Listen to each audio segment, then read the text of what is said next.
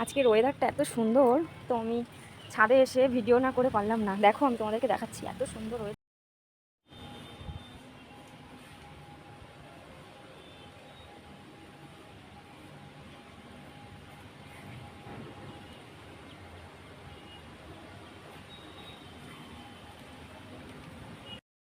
একটা ফুল ফুটে আছে, তারপর আরও আছে, তারপর ওই একটা ফুল ফুটে আছে।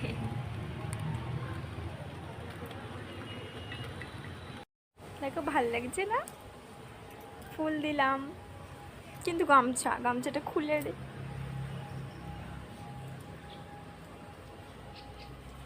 কারণ চুল করলে খুব সুন্দর লাগে দেখতে। তো আমাকে কেমন লাগছে?